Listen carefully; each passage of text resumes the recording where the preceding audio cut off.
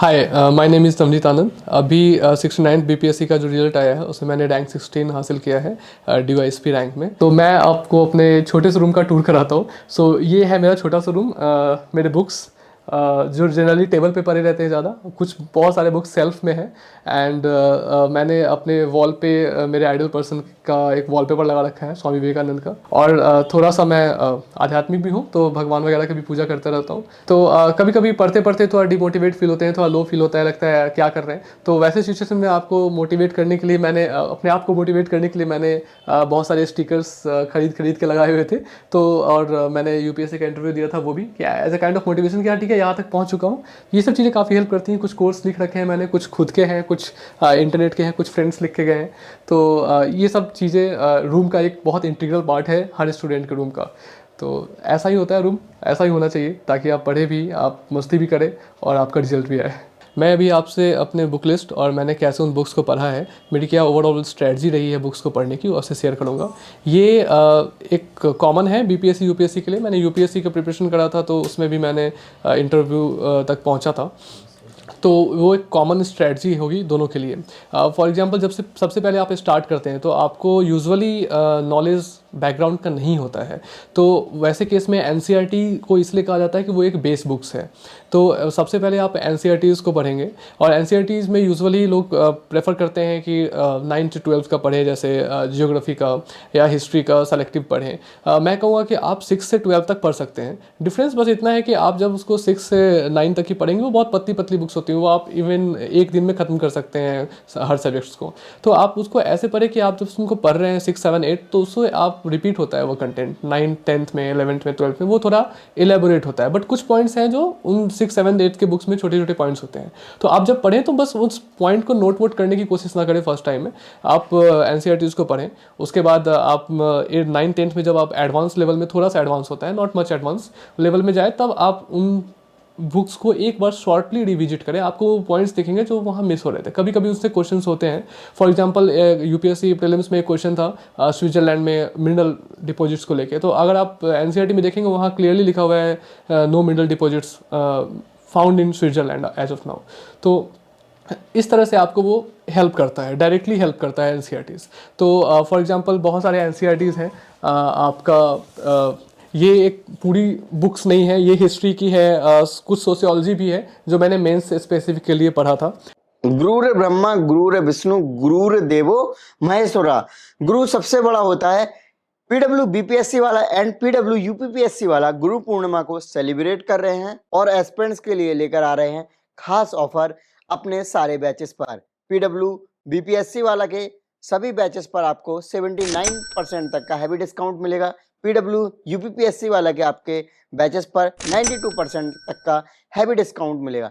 इन batches में आपको मिल रहा है daily live classes, daily practice papers, daily mains practice, class notes, full length test, PYQ analysis और भी बहुत कुछ, वो भी अफोर्डेबल प्राइस में। बैचेस की लिंक वीडियो के डिस्क्रिप्शन में है।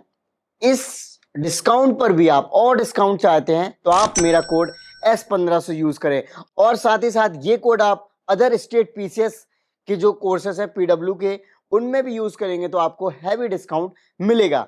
सो चलिए आगे मैं आपको बैचेस की डिटेल बता देता हूं। बीपीएससी बैचेस के बारे में बात करते हैं। सक्षम 72 बीपीएससी फाउंडेशन बैच, जो कि इंग्लिश होगा, जिसका जो एक्चुअल प्राइस है वो 9,999 है, बट डिस्काउंट के बाद मात्र आपको ये 4,449 रुपए में मिल जाएगा। प्रथम 72 बीपीएससी फाउंडेशन बैच, जो कि हिंदी में होगा, इसका भी आपका प्राइस सेम रहने वाला है। निर्णायक 71st BPSC prelims MCQ batch, जो कि इंग्लिश होगा, जिसका जो डिस्काउंटेड प्राइस है 699 रुपीज ओनली। इसके बाद हम यूपीपीएससी के बैचेस की बात करते हैं। सक्षम 3.0 यूपीपीएससी 2025 फाउंडेशन बैच, जो कि इंग्लिश में है, डिस्काउंट के बाद इसका प्राइस मात्र 4,449 रुपए होगा। प्रथम 3.0 यूपीपीएससी 2026 फाउंडेशन बैच, जो कि हिंदी में होगा, इसका भी प्राइस सेम रहने वाला है, मात्र 4,449 रुपए। इसके बाद आक्रोश fast track UPPSC 2025 prelims batch, जो कि इंग्लिश में होगा, इसका आपको डिस्काउंटेड प्राइस बहुत ही कम है, जो कि आपका 1,499 रुपए में मिल जाएगा आपका। सो फ्रेंड्स, इस ग्रुप पूर्णिमा के दिन पर आप सेलिब्रेट करें और अपनी तैयारी को पीडब्ल्यू के साथ स्टार्ट करें और अपने ड्रीम गोल को अचीव करें। लिंक वीडियो के डिस्क्रिप्शन में, जिस भी बैच में आप एनरोल करना चाहते हैं एनरोल करें। और जी हाँ फ्रेंड, आप मेरा कोड S1500 जरूर यूज करें एक्स्ट्रा डिस्काउंट के लिए। और साथ ही साथ ये कोड आप अदर स्टेट पीसीएस के जो कोर्सेस हैं पीडब्ल्यू के, उनमें भी यूज करेंगे तो आपको हैवी डिस्काउंट मिलेगा। लिंक वीडियो के डिस्क्रिप्शन में है। एंड आपकी दिन जनरली आपका जो ये ओल्ड बुक्स है, जो ओल्ड एनसीईआरटीज़ फेमस हैं जो आपको पढ़ने होते हैं, तो एक्चुअली ये ओल्ड एनसीईआरटी से मिडिवल इंडिया का है। फिर आप देख सकते हो आपका मॉडर्न इंडिया का जो आपका ओल्ड एनसीईआरटी है। तो ये सब बुक्स आप ओल्ड एनसीईआरटीज़ को पढ़ना ज़्यादा इंपॉर्टेंट है हिस्ट्री के लिए पर्टिकुलरली, क्योंकि हिस्ट्री में जो सिलेबस था पहले का ओल्ड एनसीईआरटी का वो थोड़ा डिफरेंट था, थोड़ा इलेबोरेट था। जो न्यू एनसीईआरटी है वो थीम बेस्ड है। इंपॉर्टेंट दोनों है, बट आपको बेस बिल्डअप करने के लिए पहले ओल्ड एनसीईआरटी पढ़नी पड़ेगी। आप ओल्ड एनसीईआरटी पढ़ने के बाद आप फिर न्यू एनसीईआरटी पर आ सकते हैं। वो आपका एक वैल्यू एडिशन करेगा, एक आपको डिफरेंट नया आउटलुक देगा आपके कंटेंट को। जब आपका ये पूरा कंप्लीट हो जाता है, बेसिकली आप ज्योग्राफी पढ़ेंगे, आप पॉलिटी पढ़ेंगे। पॉलिटी यूजुअली बच्चे इग्नोर कर देते हैं कि पॉलिटी में क्या है, वो डायरेक्ट लक्ष्मीकांत पे जंप करते हैं। बट आप अगर इंडियन कॉन्स्टिट्यूशन एट वर्क पढ़ें, 11th की जो पॉलिटी की एनसीईआरटी है, वो बुक इतनी अच्छी तरह से लिखी गई है कि आपको समझ में आएगा कि हमारा जो कॉन्स्टिट्यूशन है उसका ऑब्जेक्टिव क्या था, वो क्यों बना। आप बहुत स्लोली उस चीज़ को डाइजेस्ट करेंगे। आप लक्ष्मीकांत पे आएंगे, वो एक काइंड ऑफ एक हेल्प बुक है। वो इंपॉर्टेंट है no doubt for examination, but आपकी बेसिक्स बिल्ड नहीं होंगे। आपको लगेगा कि आप बस मगअप कर रहे हैं फैक्ट्स। तो एनसीईआरटी आप सारे सब्जेक्ट्स को पढ़ें। मैंने कुछ सोशियोलॉजी के आपके एनसीईआरटी दिखाए, आप उसे स्किप कर सकते हैं। मैंने उसे मेंस के टाइम पे थोड़ा वैल्यू एडिशन के लिए, एक थोड़ा मेंस के आंसर्स के लिए पढ़े थे। कुछ मिल जाते हैं, कहीं कहीं से कम मिलते हैं। मेरे पास थोड़ा सा टाइम था, मैंने उसे रेफर कर लिया था। वो पूरा नहीं पढ़ा था, सेलेक्टिवली पढ़ा था, जहाँ मुझे लगा कि इस टॉपिक को, सोशल चेंज को जैसे पढ़ लेते हैं। तो आप जब एनसीईआरटीज़ कंप्लीट कर लेते हैं, फिर आपके पास आता है next advance level book. For example the all famous polity की लक्ष्मीकांत। तो आप ये मेरे पास पुरानी बुक है क्योंकि मैं काफ़ी पहले से प्रिपेयर कर रहा हूँ। तो आप पॉलिटी की लक्ष्मीकांत आप देख सकते हो, बहुत हेवी बुक है और प्रीलिम्स के टाइम पे इसको रिवाइज करना is not possible so much. तो मैंने इसमें पहले जैसे मैंने इसमें प्रेम्बल में मैंने हाईलाइट कर रखे हैं कि अगर मुझे प्रेम्बल दोबारा रिवाइज करना है तो मुझे इसके कीवर्ड्स पता होना चाहिए कि कौन कौन सा कीवर्ड है, कब अमेंडमेंट हुआ, कौन सा अमेंडमेंट हुआ। इस तरह से आप हाईलाइट करके पढ़ सकते हैं। लेकिन ये हाईलाइट भी मैं सजेस्ट करूँगा कि आप फर्स्ट या सेकेंड स्टडी में पढ़ें। फर्स्ट या सेकेंड स्टडी के बाद उन हाईलाइट्स को आपको एक अपने नोट्स में प्रिपेयर करना बहुत ज़रूरी है। इसलिए मेरे पास बुक्स से ज़्यादा मेरे नोट्स हैं। फॉर एग्जाम्पल जैसे ये मेरा हिस्ट्री का है, मैंने अपना हैंड रिटन नोट्स बनाया हुआ है हिस्ट्री का। तो ये मेरा स्पेक्ट्रम, जो आपका ये वाली बुक है स्पेक्ट्रम की, जो आपका स्पेक्ट्रम है, ये उसका कंसाइज वर्जन है। प्लस मेरे नोट्स में स्पेक्ट्रम के अलावा PYQs भी हैं। और जो मैंने इंटरनेट से, जैसे मुझे लगा कि शायद इसमें भी यूपीएससी ये क्वेश्चन पूछ सकती है, या मैंने किसी किंग के बारे में पढ़ा तो मैंने उसके कंटेम्प्रेरी के बारे में पढ़ा। मैंने गूगल सर्च किया कि उसका कंटेम्प्रेरी साउथ इंडिया में क्या था, क्या उस किंगडम के टाइम पे कोई फॉरेन पावर का भी कुछ इन्फ्लुएंस था। इन सब तरह की चीज़ें आप जब पढ़ते हैं तो आप यूपीएससी के अनएक्सपेक्टेड क्वेश्चन, जो यूजुअली बच्चे कहते हैं कि अरे यार ये कहाँ से आ गया, बट वो अनएक्सपेक्टेड क्वेश्चंस को आप डील कर सकते हैं। और जब आप ये मॉडर्न इंडिया स्पेक्ट्रम पढ़े तो ये काफ़ी मतलब लेंदी बुक है और काफ़ी इंटेंसिव बुक है।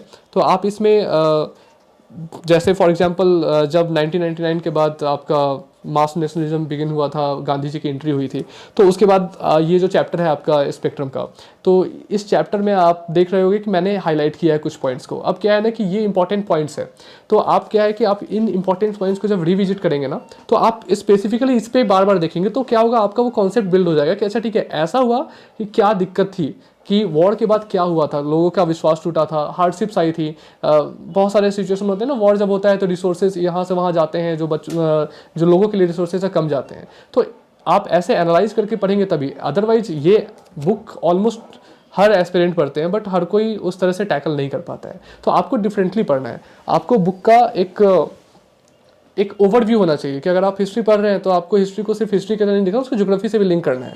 तो ये लिंकेज तब आएगा जब आप एनसीईआरटीज़ का बिल्डअप करेंगे, जैसा मैंने फर्स्ट स्टेप का। सेकंड, आप और एडवांस जाएंगे एडवांस बुक्स के, और उस एडवांस बुक्स को 1, 2, 3 पार्ट टाइम में जब आप पढ़ रहे हैं तब उसमें आपको नोट्स नहीं बनाने हैं, आपको उसके बाद नोट्स बनाने हैं, जब आपको ऑलमोस्ट सब कुछ पता चल जाएगा। उसके बाद आपको उसमें वैल्यूडेशन करना है। कैसे वैल्यूडेशन करना है? आप उस PYQs को करोगे।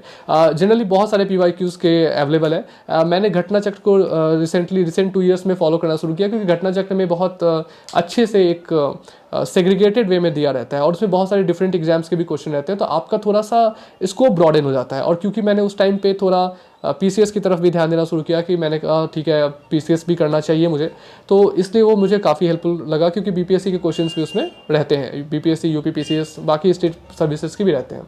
तो आप जब घटना चक्र पढ़ोगे ना, तो उसमें एक तो आपको बहुत सारे वैल्यू एडिशंस मिलेंगे। मैंने घटना चक्र से बहुत चीज़ें उसमें नोट डाउन की हैं, जो फैक्ट्स थे, जो मे भी पूछे जा सकते हैं, मे भी नहीं पूछे जा सकते हैं, बट एटलीस्ट वो मेरा कॉन्फिडेंस लेवल बढ़ाता है कि हाँ ठीक है, मैंने इनको कवर कर लिया है। तो आप उनको नोट्स में ऐड करते जाओगे, तो बेसिकली आपका जो नोट्स लास्ट में बनेगा ना, वो आपका NCERT जो आपका नॉलेज है, वो आपका एडिशनल बुक्स है, आपके PYQs है, आप जो खुद से सोच पा रहे हैं कि क्या ब्रॉडन कर सकते हैं हम इसके डायमेंशन को, वो रहेगा।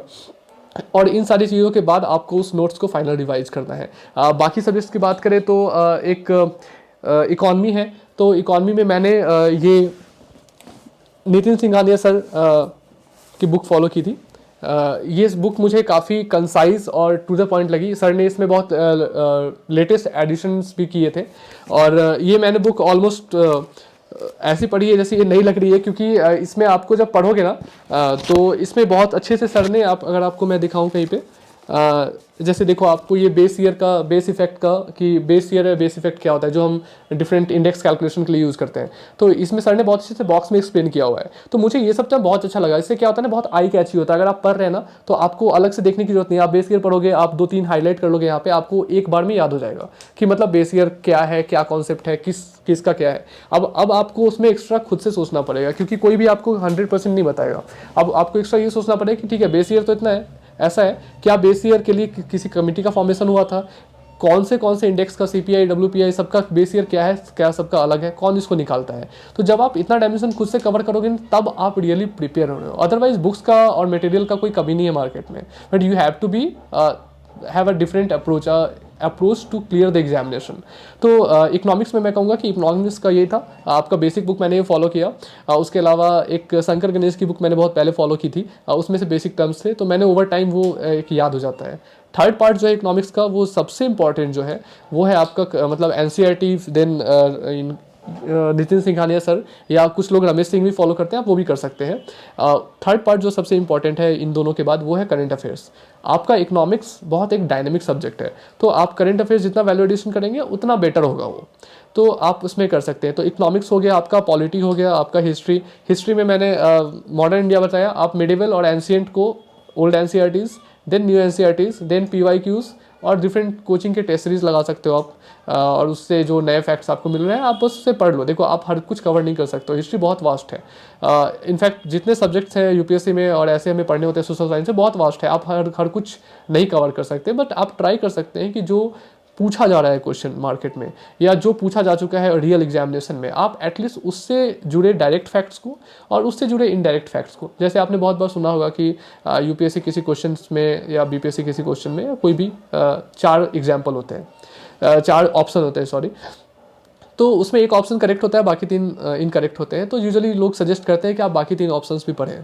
तो एक्चुअली वो जो सजेशन है आप फॉलो करेंगे ना, तो आपको बहुत फ़ायदा मिलेगा, क्योंकि ओवर टाइम आपने उन सारे डिमेंशंस को कवर कर लिया है जहाँ मे बी जो कमीशन है वो अगली बार क्वेश्चंस प्रिपेयर कर सकती है। तो इस तरह से आपका हिस्ट्री भी आप तीनों में कर सकते हो। आर्ट एंड कल्चर की जहाँ तक बात रही, तो मैंने नितिन सिंघानिया सर के आर्ट एंड कल्चर पढ़ी है, थोड़ी बल्कि बुक है। मैं सजेस्ट करूँगा कि अगर आपके पास टाइम है तो पढ़ें, नहीं टाइम है तो आप एंशिएंट और मिडिवल से ही आर्ट एंड कल्चर कर सकते हैं। मैंने सेपरेट होकर नहीं पढ़ा, क्योंकि मुझे लगा कि अगर मैं जिस तरह से टाइम बढ़ रहा है, हिस्ट्री क्या टाइम बढ़ते हुए पढ़ रहे हैं हम, तो टाइम जिस तरह बढ़ रहा है, हम एंशिएंट से मिडिवल से मॉडर्न की तरफ आ रहे हैं, आप उसी में अगर उस आर्ट एंड कल्चर को पढ़ोगे तो आपको एक कंटेक्स्ट मिलेगा कि अच्छा ठीक है, इस टाइम पे रेड सैंडस्टोन का यूज़ हो रहा था, इस टाइम पे वाइट मार्बल का यूज़ हो रहा था, क्यों हो रहा था, उसके पीछे ज्योग्राफिकल रीजंस भी है कि क्या ठीक है, अगर ऑब्वियसली उस टाइम पे इतना स्मूथ ट्रांसपोर्ट नहीं होता था, तो आप जो मटेरियल्स मंगाने हैं आपको, तो आप समझ रहे हो आप 1200, 1300, 1400, 1500 की बात कर रहे हो, उस टाइम की बात कर रहे हो। तो ये सब चीज़ें जब आप कनेक्ट करके पढ़ोगे ना, तो that will give you a very different approach and it will clear your mind. जब आप क्वेश्चंस पढ़ोगे तो you will have a different way of looking at the questions rather than कि आपने जस्ट मगअप कर लिया फैक्ट्स। तो आप हिस्ट्री को ऐसे कर सकते हो। अब हिस्ट्री हो गया, पॉलिटी हो गया, इकॉनमी हो गया। ज्योग्राफी की जहाँ तक बात रही, तो ज्योग्राफी के लिए मुझे लगता है ये सबसे ईजीएस्ट टू प्रिपेयर एंड सबसे ईजीएस्ट टू स्कोर है। क्यों? क्योंकि इसमें आप एनसीईआरटीज़ के अलावा बहुत ज़्यादा आपको पढ़ने की जरूरत नहीं है। NCERTs almost covered each and everything. आपको क्या करना है, एनसीईआरटीज़ क्या है, एनसीईआरटी एक टेक्स्ट बुक है, तो उसमें बहुत सारी चीज़ें ना कोडेड लैंग्वेज में होती है। आपको थोड़ा सा सोचने में पड़ेगा कि अच्छा ऐसा होता है तो क्या होता है। उसके लिए आप गूगल करें। वो टीचर्स इस क्लास में पढ़ाते हैं तो बच्चों को पढ़ाते हैं, बट हम अब ग्रेजुएशन के बाद एनसीईआरटी पढ़ रहे होते हैं, हमें पढ़ाने वाला कोई नहीं होता है। तो आप अगर सेल्फ स्टडी कर रहे हैं तो आप गूगल करें। नेक्स्ट 2 सब्जेक्ट्स जो हैं, जो थोड़ा सा टेडियस टू कवर है, क्योंकि उसका कुछ डिफाइंड सोर्स नहीं है, उसका कोई वेल मैनेज मतलब वेल प्रिपेयर्ड बुक नहीं है, वो है इन्वायरमेंट और साइंस एंड टेक। तो इसके लिए मैं सजेस्ट करूँगा कि आप इन्वायरमेंट के लिए जो बेस्ट पॉसिबल है, आप या तो शंकर आईएएस की इन्वायरमेंट पढ़ सकते हो, नहीं तो पीएमएफ की पढ़ सकते हो। पीएमएफ मैंने प्रेफर किया इसलिए क्योंकि पीएमएफ थोड़ा सा कलरफुल है, थोड़ा पढ़ने में मतलब अच्छा लगता है। आप जब पेज पलट रहे होते हो तो फील अच्छा आता है, तो आप मतलब बोर नहीं होते हो। तो मुझे पर्सनली अच्छा लगा। ये एक पर्सनल चॉइस है, आप शंकर आईएएस के साथ भी जा सकते हैं, बिल्कुल उसमें कोई दो राय नहीं है। तो मैंने क्या किया कि मैंने कुछ सर्टेन टॉपिक्स के नोट्स बना लिए, फॉर एग्जांपल बायोडाइवर्सिटी वगैरह के, जो मैं आपको सारे नोट्स एक बार दिखाऊंगा लास्ट में। तो बायोडाइवर्सिटी वगैरह के नोट्स बना लिए, आपका पॉल्यूशन टॉपिक से नोट्स बना लिए, आपका जो लॉज है, इंटरनेशनल लॉज है, जो नेशनल लॉज हैं इन्वायरमेंट से रिलेटेड, जैसे WPA है, वाइल्ड लाइफ प्रोटेक्शन एक्ट वगैरह है, आपके कन्वेंशंस है, वियना कन्वेंशन है, मॉन्ट्रियल प्रोटोकॉल है, ये सारे जितने हैं, आपका कॉप जो अभी रिसेंटली हुआ भी है, ये सब जो है, इन सब चीज़ों का आप नोट्स बना ले एक स्टैटिक। अब क्या है कि इसके बाद अगर आप देखेंगे ना, तो इन्वायरमेंट में जस्ट वैल्यू एडिशन है, बहुत कम है। आप करंट अफेयर से बहुत छोटा छोटा ऐड करेंगे, आपका इन्वायरमेंट बहुत ईजिली हो जाएगा। इसी तरह साइंस टेक में आपको क्या करना है, आपको डिवाइड करना है, एक डिफेंस, दूसरा IT, तीसरा स्पेस, चौथा हेल्थ। आप इन चारों को डिवाइड कर लो। अब इन चारों में बेसिक्स कर लो। जैसे डिफेंस में आप ना बेसिक्स कर लो कि बैलिस्टिक वर्सेस क्रूज मिसाइल्स क्या होते हैं, इंडिया के कौन कौन से मिसाइल बैलिस्टिक है, कौन कौन से क्रूज हैं, जो आपका ये INS विक्रांत है वगैरह, जितने भी नेवल शिप्स हैं, उनका डिफरेंट डिफरेंट प्रोजेक्ट्स में चल रहे हैं। जैसे प्रोजेक्ट 15 है, प्रोजेक्ट 15B है, कलवाड़ी क्लास है, एक एक फाइटर वो होता है, वेसल होता है, वो बहुत सारे different type of navy vessels हैं। आप इन सब चीज़ों को कवर कर सकते हैं। कुछ चीज़ें मैं अभी याद नहीं आ रहा है, आप मतलब एक सर्च करेंगे ना, तो आपको बहुत सारे वेबसाइट्स पे, बाइजूस वगैरह पे, ये सब चीज़ें को बेसिक फैक्ट्स इवन गूगल के किसी वेबसाइट पे मिल जाएंगे। दूसरा, आप स्पेस करोगे। स्पेस में क्या करोगे, सबसे पहले तो आप ऑर्बिट्स को पढ़ोगे। जियो स्टेशनरी ऑर्बिट होते हैं, जियो सिंक्रोनस ऑर्बिट होते हैं, और जो लॉन्च व्हीकल्स हैं, जो PSLV है, GSLV है, इन सब चीज़ों को पढ़ोगे तो इनसे बेसिक्स क्लियर होगा। फिर क्या होगा ना कि अगर इसरो ने या नासा ने कुछ लॉन्च किया है, तो फिर आपका दिमाग इस पर नहीं जाएगा कि अरे यार ये क्या, किस चीज़ से लॉन्च कर दिया। तो क्योंकि आपको बेसिक्स पता है, और आपको बेसिक्स पता है तो बहुत सारी चीज़ें आप समझ भी सकते हो। जैसे जनरली वेदर जो कम्युनिकेशंस सैटेलाइट होते हैं, उनको किस हाइट पे लॉन्च करते हैं, अगर आपने ये पढ़ लिया, तो आप जब नया सैटेलाइट कोई पढ़ेंगे जो वेदर के लिए लॉन्च हुआ है, तो आपको पढ़ने की जरूरत नहीं पड़ेगी। आपको एक आइडिया होगा कि अच्छा ठीक है, ये किस ऑर्बिट में और कितने हाइट पे वो ऑर्बिट होता है, ये सब आप क्लियर कर लोगे। उसी तरह हेल्थ में आप बायोटेक पे UPSC थोड़ा ज़्यादा फोकस करती है, BPSC के लिए थोड़ा डिफरेंट है, मैं बताता हूँ अभी। तो बायोटेक में भी आप वही कर सकते हैं, वही अप्रोच अपना सकते हैं, कि आप पहले बेसिक्स कर लें, फिर आप करंट अफेयर से एडिशन कर लें। IT में भी सेम, जो आपका अभी AI बहुत फेमस है, बाकी जो टेक्नोलॉजीज आते रहते हैं, कुछ स्पाईवेयर्स होते हैं, वो न्यूज़ में होते हैं, इन सब चीज़ों को वन बाई वन आप ओवर टाइम करेंगे। ये आप 2-3 महीने लास्ट में नहीं करेंगे। 2-3 महीने लास्ट में ये इतना पाइलअप हो जाएगा कि आप कर नहीं पाएंगे, और हैपेजार्ड मैनर में आप उसको छोड़ना पड़ेगा, कुछ आउटपुट नहीं मिलेगा। जहाँ तक रही बात साइंस की आने की BPSC के लिए, तो BPSC में ट्रेडिशनल साइंस ज़्यादा पूछा जाता है, फिजिक्स, केमिस्ट्री, बायोलॉजी। इसके लिए अब आप शुरू से लेके बुक NCERT नहीं पढ़ सकते हैं। इसका श्योर शॉर्ट जो एक सॉल्यूशन है, जो बेस्ट है, जो अभी तक बेस्ट काम कर भी रहा है, वो है आपका घटना चक्र का साइंस का जो पूर्वावलोकन आता है, वो इंग्लिश हिंदी दोनों में आता है। आप किसी मीडियम के उससे फ़र्क नहीं पड़ेगा। आप उस पूर्वावलोकन के क्वेश्चंस को देखें, वहाँ बहुत रिपीटेटिव क्वेश्चन है, कुछ कॉन्सेप्ट्स है जो हमेशा पूछे जाते हैं, आप उनको पढ़ें। अगर आपका साइंस बैकग्राउंड नहीं है, थोड़ा गूगल करें, यूट्यूब पे सर्च करें, उसका एक्सप्लेनेशन देखें कि अच्छा ये कैसे होता है। और आप उसको करते रहेंगे ना, जब 1-2 बार 3 बार रिवाइज करेंगे, तो आपका साइंस भी ऑलमोस्ट उतना ही अच्छा होगा। ऑलमोस्ट मैं इसलिए बोल रहा हूँ कि आपका एग्जाम के लिए उतना ही अच्छा होगा। आप किसी ने साइंस ज़्यादा डिटेल में पढ़ा है, ग्रेजुएशन किया है, मास्टर्स फोकस किया है उसका लेवल अलग होगा, लेकिन आपका एग्जाम के लिए वो और आप दोनों सेम लेवल पे होंगे अगर आपने इसको फॉलो किया। तो आपका ये दोनों हो गया। अब बचा करंट अफेयर्स। तो करंट अफेयर्स का ऐसा है कि करंट अफेयर्स का कोई श्योर शॉर्ट सॉल्यूशन नहीं है। मुझे जो बेस्ट पॉसिबल आउटकम लगा करंट अफेयर्स के लिए वो लगा कि आप रेगुलर न्यूज़पेपर को पढ़ते रहें, क्योंकि रेगुलर न्यूज़पेपर पढ़ने से क्या होता है, आप कनेक्टेड रहते हैं चीज़ों को, आपको पता होता है क्या चल रहा है। और आप न्यूज़पेपर का नोट्स बनाने की कोशिश ना करें, बहुत बल्कि हो जाता है ओवर टाइम। आपको 1-2 दिन 10 दिन में बहुत अच्छा लगेगा कि अरे वाह मेरा सारा नोट्स, मेरे सारे चीज़ें एक तरह कलेक्टेड है, मैं कुछ छोड़ नहीं पा रहा हूँ, छूट नहीं रहा है, मैं तो मतलब मेरा श्योर क्या मस्त नोट्स बन रहा है। बट ऐसा होगा नहीं, क्योंकि आप सोचो आपको 365 डेज से ऊपर का प्रिपेयर करना है, तो आपको वो प्रॉब्लमेटिक हो जाएगा लास्ट में। तो मैं कहूँगा आप न्यूज़पेपर पढ़ते रहो, आप बस उस चीज़ को एक अपने अंदर रखो फ्लो में कि हाँ ठीक है ये चीज़ें हो रही हैं। बाकी आप ना वीकली जो वेबसाइट्स पे जैसे फोरम आईएएस पे आते हैं, दृष्टि पे आते हैं, या डेली भी आते हैं, विजन पे आते हैं, इन सबको जो वीकली उनका करंट अफेयर्स आता है उनको देखो और उससे आप पॉइंट वाइज नोट्स बनाते रहो। आप जरूरी नहीं है कि आप पूरा उनका कॉपी कर दो या पूरा उस पर एक थ्योरी ही लिख दो, ऐसा जरूरत नहीं है। आप अपने हिसाब से जिससे आप कंफर्टेबल हो, आप याद कर सके उन चीज़ों को, वैसे आप नोट्स बनाते रहो। तो ऐसे क्या होगा, नोट्स कम बल्कि होंगे, प्लस कुछ कंटेंट होगा जो शायद आपसे फिल्टर ना हो, वो कोचिंग वाले फिल्टर करके आपको दे देंगे। तो यहाँ पे मतलब आप, और सारी इनिशिएटिव फ्री हैं तो आप आराम से यूज़ कर सकते हैं। तो करंट अफेयर्स का यही है। और लास्ट में अगर आपको टाइम या आपको थोड़ा लो कॉन्फिडेंस लग रहा है तो आप कोई कंपाइलेशन फॉलो कर सकते हैं। बट अगर आपने रेगुलर फॉलो किया है न्यूज़पेपर और ये तरीका अपनाया है कि आप 5 दिन पे या 15 दिन पे या इवन डेली आप कर रहे हैं, तो आपको ज़रूरत नहीं पड़ेगी। तो ओवरऑल यही था। सारे सब्जेक्ट्स मैंने, मुझे लगता है, कवर कर दिए। Polity, history, geography, economy, science tech, environment, art and culture को मैंने हिस्ट्री के साथ ही कर दिया। एक समअप अगर कर दूं तो एनसीईआरटी से स्टार्ट करना है, एडवांस बुक्स पे जाना है, पीवाईक्यूज़ पे जाना है, कोचिंग इंस्टीट्यूट्स के टेस्ट सीरीज लगाने हैं, टॉप करने के लिए नहीं, उनसे बस क्वेश्चंस, वो इन्फॉर्मेशंस निकालने के लिए जो शायद आपने नहीं पढ़ा या आपसे जो गलत हो रहा है उसको आप नोट करोगे। वो टेस्ट का मतलब वही है, उसका क्वेश्चंस रिपीट नहीं होने वाला है, या ऐसा कुछ नहीं है कि वो यूपीएससी लाइन ऑफ क्वेश्चंस है, ऐसा ये सब चीज़ें इररिलेवेंट है। तो आपको बस टेस्ट को ही, अपने नॉलेज को टेस्ट करने के लिए ही यूज़ करना है। तो आप इन चारों पिलर्स को यूज़ करें। और उसके बाद जो 5th पिलर है जिस पे ये चारों टिके हुए हैं वो है आपका रिवीजन। आप जितने बार रिवाइज करेंगे और जितने अच्छे से रिवाइज करेंगे, आपका नॉलेज उतना ही ज़्यादा बिल्ड होगा, जो आपको प्रीलिम्स में बहुत हेल्प करेगा। अब कुछ चीज़ें हैं जैसे मैं आपको नोट्स में दिखाना चाहूँगा। जैसे ये मेरा ज्योग्राफी का नोट्स है जो मैंने बनाया। मेरे मोस्टली चीज़ें बुक से रिड्यूस होकर नोट्स में आ गई हैं। तो आप अगर देखोगे एक ज्योग्राफी में जो प्लैनेट विंड्स के टाइप होते हैं, प्लैनेटरी विंड्स होते हैं, सीजनल विंड्स होते हैं, तो उसमें आपका एक ग्लोबल डिस्ट्रीब्यूशन है, अलग अलग जगह पे अलग अलग तरह के विंड्स होते हैं।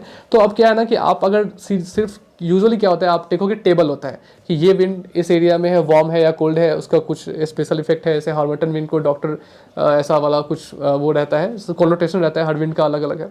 तो आप देखोगे कि वो टेबुलर फॉर्म जो थोड़ा सा ना याद करने के लिए, मेमोरी के लिए अच्छा नहीं होता है, आप लॉन्ग टर्म याद नहीं कर पाओगे। तो मैंने क्या किया कि आप ऐसा कर सकते हो, जैसे आप मान लो कि कलरफुल अवेलेबल नहीं है तो आप मैप बना लो। आप मैप पे खुद से डिफरेंट कलर ऑफ पेन से, ज़्यादा टाइम नहीं लगता, 5 मिनट भी नहीं लगता इसमें, आप मार्क कर लो। अब क्या है ना कि आप जितनी बार देखोगे ना, आपको खुद से लिखा हुआ है, तो लिखने के प्रोसेस में बहुत सारी चीज़ें याद हो जाती हैं। तो आप इसको इस तरह से कर सकते हो। उसके अलावा अगर आप ज्योग्राफी में, मैं कहूँगा कि मेरा ज्योग्राफी का मोस्टली नोट्स अगर आप देखेंगे ना, बहुत कम चीज़ें लिखी हुई हैं और बहुत शॉर्टली लिखी हुई हैं, क्योंकि इसमें लिखने की आपको ज़रूरत नहीं पड़ती। आप जितना डायग्रामेटिकली जाएंगे उतना ज़्यादा आपके लिए बेनिफिशियल होगा। और अगर मैं आपको और नोट्स की बात करूँ, मैंने हिस्ट्री का नोट्स आपको दिखाया ही। और मैं अगर आपको इन्वायरमेंट की नोट्स की बात करूँ तो इन्वायरमेंट की नोट्स की, जैसे मैंने बोला था कि आप इकोलॉजी वगैरह का कर लो, तो आप देखो मैंने इकोलॉजी का एक नोट्स बना रखा है, ये होगा। अब मैंने एयर पॉल्यूशन बहुत मतलब अच्छा टॉपिक है जिस पे यूपीएससी हर साल कुछ ना कुछ क्वेश्चन उसके इन्वायरमेंट के रहते ही हैं। तो अब एयर पॉल्यूशन में मैंने थोड़ा सा मेरा नोट्स मेकिंग का शुरू से रहा है कि मैंने डिफरेंट पॉल्यूटेंट्स को डायग्रामेटिकली कर दिया है कि एक ट्री डायग्राम बना के या ऐसा ब्लॉक्स बना के कर दिया है। तो आपको ऐसे में क्या रहता है ना, आपको याद करने में या देख के ही आपको याद हो जाता है, आपको बार बार उसको पढ़ना नहीं पड़ेगा। और नोट्स में कभी भी फुल सेंटेंसेस यूज़ नहीं करने होते हैं। तो फुल सेंटेंसेस आप यूज़ नहीं करोगे ना, तो उससे आपको बहुत फ़ायदा होगा कि एक तो आपका टाइम कंज्यूम कम होगा, दूसरी चीज़ आपको कीवर्ड्स जो इंपॉर्टेंट चीज़ें हैं वो याद रहेंगी आपको। मैं जैसे एक हम लोग एटलस फॉलो करते हैं, यूजुअली सारे लोग एटलस फॉलो करते हैं। मेरे पास ये ऑक्सफोर्ड का एटलस था तो मैंने भी फॉलो किया। अब मैं आपको दिखाता हूँ इसमें क्या थोड़ी सी दिक्कत आती है। जैसे मान लो कि ये जम्मू एंड कश्मीर का ये मैप है।